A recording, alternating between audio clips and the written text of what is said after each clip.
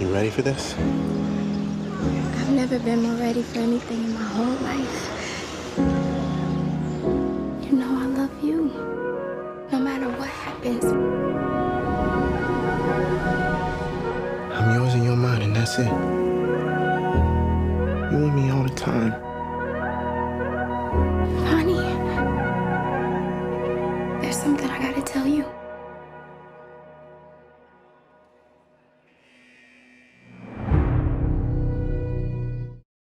I was hoping you could take us back. You wrote this or were adapting a screenplay at the same time that you were writing Moonlight. Is that correct? Yeah, it was interesting. I wrote them at the same time on the same trip, but I wrote them in turn. So I wrote Moonlight entirely first, and then I left Brussels, went to Berlin, and I wrote Beale Street entirely. And so there wasn't going back and forth between them, but I do agree that they come out of the same DNA in a certain way.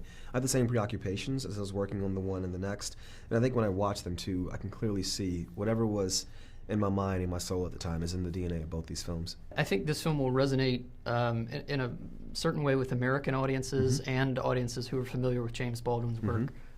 For my outlet territory, China, they may not be as familiar with the works of Mr. Baldwin. How would you describe his canon and I guess the tones and themes that he explores in so much of his work? Yeah, I think the reason why I wanted to adapt _To Beale Street Could Talk, which is one of his lesser-known novels, is because to me it encapsulates the two sides, the dual sides of the Baldwin aesthetic. Mr. Baldwin wrote both fiction and nonfiction, and in his fiction, he was very diligent about reflecting these depictions of sensuality, of romance, interpersonal relationships between two people, and getting at their humanity through that prism. But he was also a very wise and searing critique of society, or a critic of society, in particular American society and the role it played in the degradation of black folks. And I think in this book, those two things are so perfectly fused in a story of love and family that also very authentically, I think, depicts how systemic injustice can affect that love, that life, that family. I think in that way, it's the perfect way in to Mr. Baldwin's work. I think this film will introduce folks to the talents of Kiki Layne, Stephen James. Can you talk about casting the film, and I guess, was that process for you any different than Moonlight? Actually, it was the same as Moonlight. I was very diligent about stating out front that the casting process was going to be a meritocracy. I rarely have an actor's face in my head as I'm writing the script. And so for me, Tish and Fonny were these blank slates. They were feelings, but blank slates.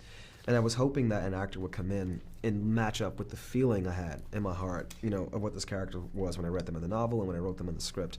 And with Kiki in particular, there's this duality that the character has to have. Tish is both a girl and a woman in the film. There are times when you see her experiencing everything for the first time, and other times when you hear her through the voiceover speaking in a very wizened way, somebody who's evolved through these experiences. And Kiki, who I'd never heard of before, I'd never seen, her tape came in and I just saw that thing, I could feel it.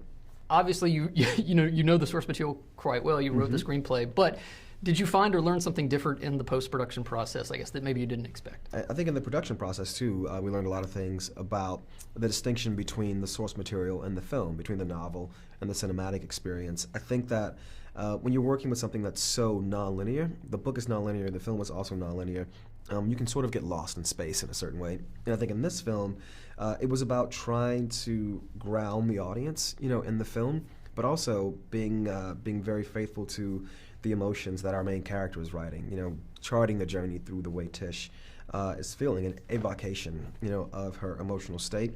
And once we hit on that, then the pieces started to reveal themselves. It's interesting, normally you make a film, and there's 2 or 3 ways you can structure it. This film, there's like 80 different ways you can structure it if you really let yourself go and just float through consciousness the way all our minds work. Right now I'm talking to you, we'll finish this and then I'll be thinking about some football game that happened 5 months ago, and films don't function that way, but this one wanted to have a little bit of that DNA in it. And so post on this one was so very interesting. And I think having 2 editors was actually a blessing, because as opposed to one person having to have the entire picture in their head, they could each just focus on their individual sections, and then it was incumbent upon me to go, this is what Tish is feeling right now. Now we need to be here. We are drinking to new life. Tish gonna have Fonny's baby.